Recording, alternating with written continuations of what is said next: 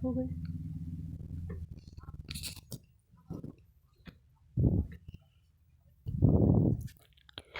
अब दोस्तों आपको मैं भस्मासुर के बारे में बता रही हूँ, जो भगवान विष्णु ने भस्मासुर के साथ छल किया। भस्मासुर का नाम सुनकर सभी को उसकी कथा याद आ जाती है। भस्मासुर के कारण भगवान शंकर की जान संकट में आ गई थी। हालांकि भस्मासुर का नाम कुछ और था, लेकिन भस्म करने का वरदान प्राप्त करने के कारण उसका नाम भस्मासुर पड़ गया। भस्मासुर एक महापापी असुर था। उसने अपनी शक्ति बढ़ाने के लिए भगवान शंकर की घोर तपस्या की और उससे अमर होने का वरदान मांगा। लेकिन भगवान शंकर ने कहा कि तुम कुछ और मांग लो। तब भस्मासुर ने वरदान मांगा कि मैं जिसके भी सिर पर हाथ रखूं वह भस्म हो जाए। भगवान शंकर ने कहा तथास्तु। भगवान शंकर ने उसे वरदान दे दिया। भगवान भस्मासुर ने इस वरदान के मिलते ही कहा, भगवान क्यों ना इस वरदान की शक्ति को परख लिया जाए।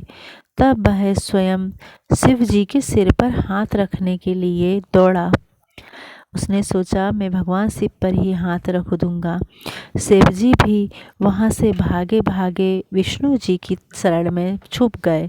तब विष्णु जी ने एक सुंदर स्त्री का फिर से रूप धारण किया, भस्मासुर को आकर्षित किया।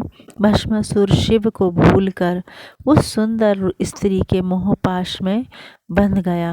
मोहिनी स्त्री रूपी विष्णु ने भस्मासुर को खुद के साथ नृत्य करने के लिए प्रेरित किया। भस्मासुर तुरंत ही मान गया। नृत्य करते समय भस्मासुर मोहिनी की ही तरह नृत्य करने लगा और उचित मौका देखकर विष्णु जी ने अपने सिर पर हाथ रखा। शक्ति और काम के नशे में चूर भस्मासुर ने जिसकी नकल की और भस्मासुर अपने ही प्राप्त वरदान से भस्म हो गया। यहाँ छुपे थे शिव। भस्मासुर से बचने के लिए भगवान शंकर वहां से भाग गए। उनके पीछे भस्मासुर भी भागने लगा।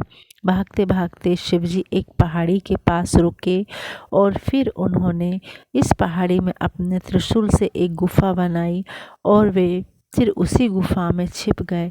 बाद में विष्णु जी ने आकर उनकी जान बचाई।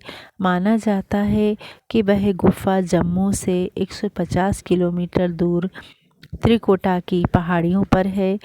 इन खूबसूरत पहाड़ियों को देखने से ही मन शांत हो जाता है। इस गुफा में हर दिन सैकड़ों की तादाद में शिव भक्त की आराधना करते हैं। ये था भस्मासुर की कहानी। आगे मैं वृंदा की कहानी बता रही हूँ, जिसके साथ भी छल हुआ था।